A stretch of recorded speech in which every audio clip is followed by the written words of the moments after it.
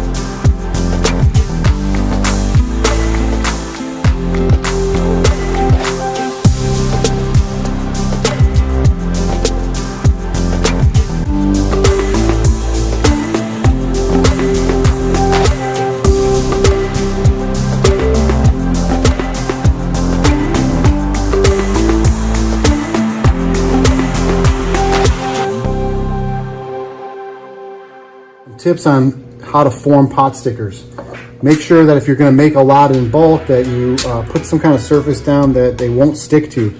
I have parchment paper here. I'm going to spray it with just a little bit of canola oil just so a little extra protection, because I'm actually going to steam these off later. So you need a little bowl of cool water to dip your fingers in. And then your wrappers here, as you're working, I recommend keeping just a damp piece of paper towel over the top so they don't dry out too much. Okay, but if you're rolling and you're doing a lot, no big deal. So take one of your hot sticker wrappers here. I have the round ones. Put it flat in your hand. Keep in mind, this is not my day job. I'm just learning how to do this, but you can see how it becomes quite a craft. Traditionally, you use like a little tiny wooden spatula about that size. This is just the back of a spoon. And you're only going to put a little bit in the middle because you don't want to overstuff it. So I go ahead and damp the top half. And with my pointer and index finger and my thumb rather, I pull it together like that. Try and keep it open. Try and keep it open still. And I go from one side and I try and make at least 2, if not 3 pleats. But I'm practicing and they look kind of weird.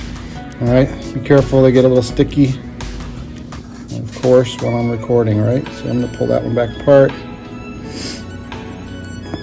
You can tell I'm not practiced in this, but a little 1 pleat, 2 pleats, come on, 2 pleats, 2 pleats, and 3. All right, and then you kind of just tamp them together and then stack them to where they don't touch each other.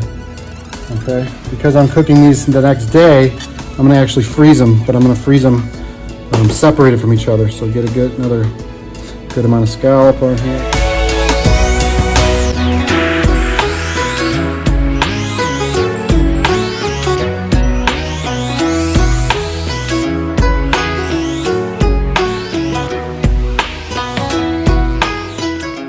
But the cool part about this dish is like you can put whatever you want in here, so whatever flavor you like.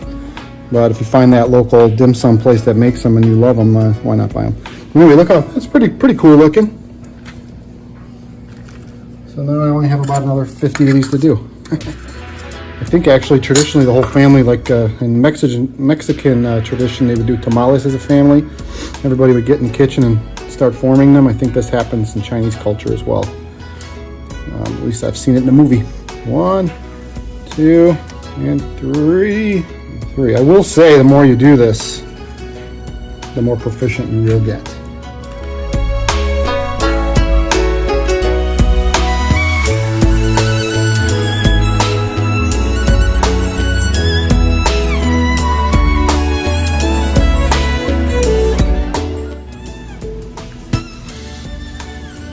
I'm bringing the ends up. Okay, and bring this end up to the center, like that. And you got a little lotus dumpling. Cool.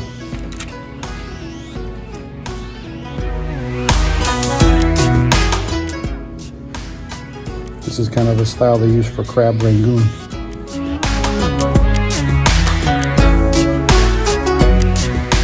Now I'm going to show you some tips on how to assemble the sumai.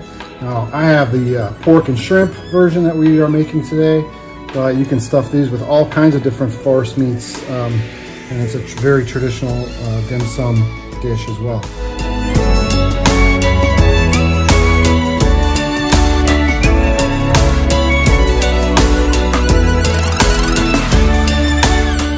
Three-quarter ounce cookie portioner here. So I'm using that because it turned out to be a perfect size for the sumai. So I'm just going to make a nice even round in the center. All my circles.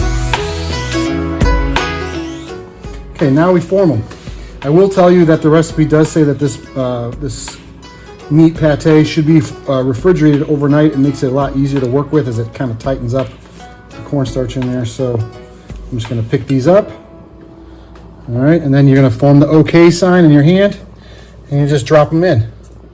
Drop them into OK, and I'm going to kind of squeeze the OK sign and flatten them on the top, just like that. Give it just a little bit of squeeze to pack it in there nice, and then give it a nice flat base. And we're going to continue to do the same with all of these.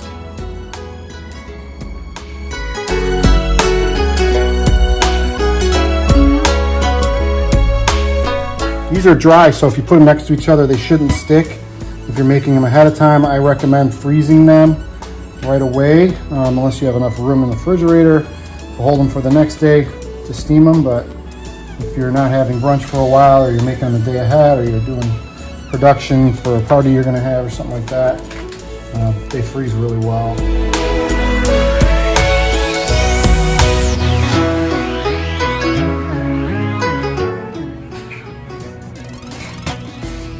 Now time to cook our shumai. So I lined my bamboo steamer with parchment paper and sprayed it with a little bit of oil to prevent sticking. You want to put them in there, leaving space in between for the steam to get at them. I froze these overnight, so these are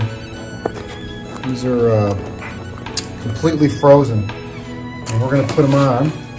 My bowl for later. We're going to put them on our steamer.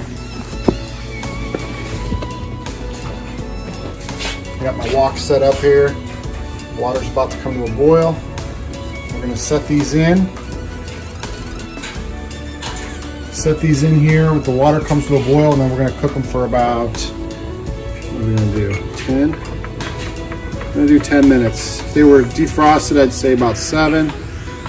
But because they're frozen, 10. We'll come back in a second and see how these are doing. Okay, that took a little bit longer as they were frozen, so it was about 15 or 20 minutes.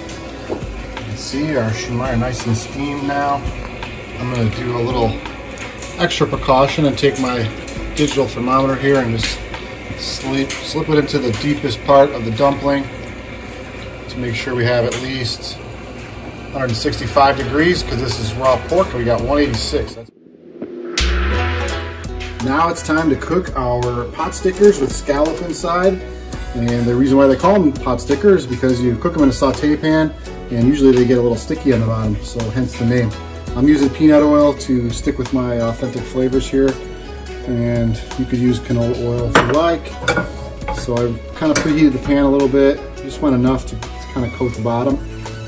It's okay if there's a little extra. We're going to put our pot stickers in there. Don't want to overcrowd the pan.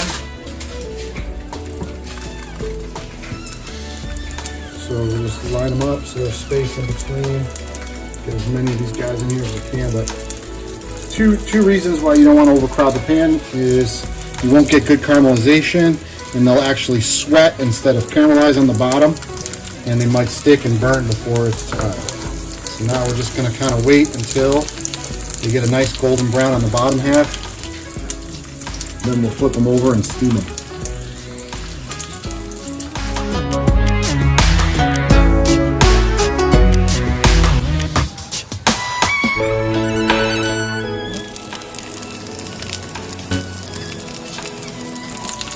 All right, it's been about a minute or so, and now Now we have a nice golden brown on the bottom. I'm gonna go ahead and flip all these over.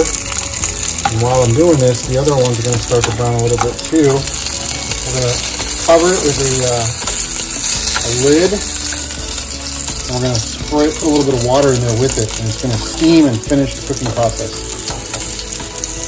for a moment. So I only put a splash of water. Once the water, it's gonna snap, crackle, and pop. Once the water evaporates, then I check it, because usually between the steam and the heat, it's enough to cook the dumpling all the way through, and we'll check it out. It's going to be a little bit of action. Here it goes. You can see how the steam inside is going to cook the inside. Wait till all the fireworks end up here. All the snap, crackle, and pop. Just going to cook that water off a little bit. That'll ensure us that it's cooked properly.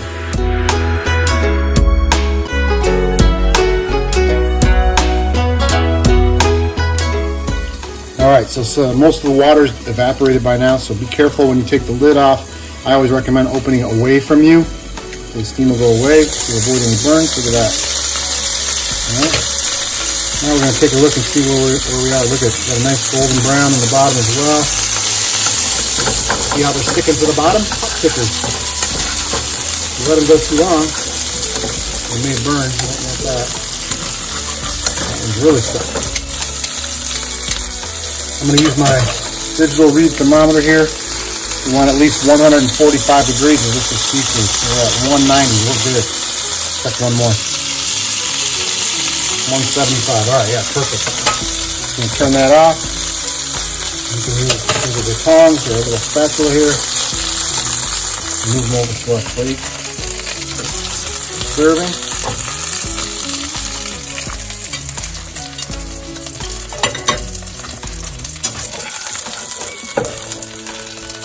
Here we have our scallop pot stickers.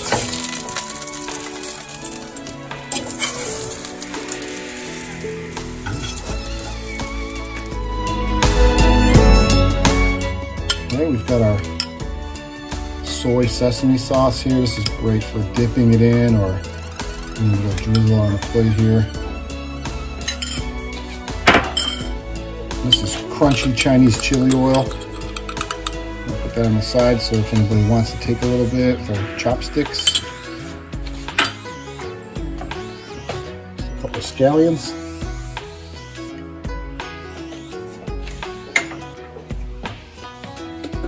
Maybe a little more of our toasted sesame seed. A little more texture. And there you have it. Scallion scallop pot stickers.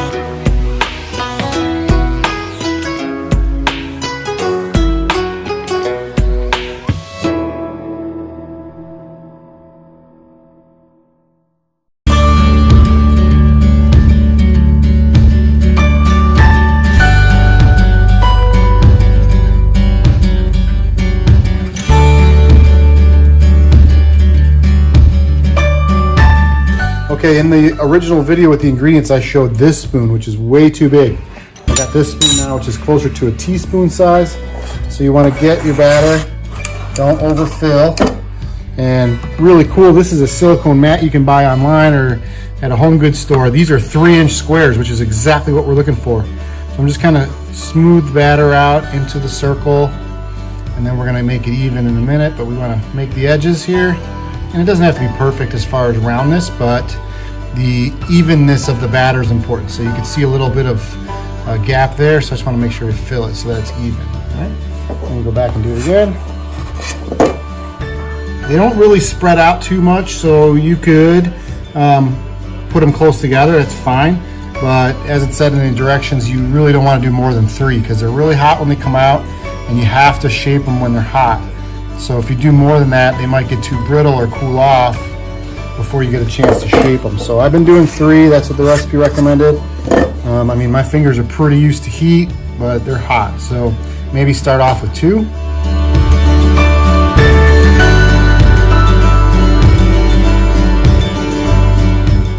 Very hot, so be careful. Flip them over, and the fortune goes in. You can get these fortune papers online, or you could fill them in yourself, or these are already, the sayings are already pre-filled. So then you fold it in half, and you pinch it, and push it up against the side of something, hot, hot, hot, hot. And then drop it inside of a teacup, or these muffin tins work really well. Nice and brown on the edges. Cracks right open. Look at that. We got our fortune. Thank you so much for joining me today. I had a blast. This is the first time making some of these dishes for me. Looking forward to seeing you soon. Take care.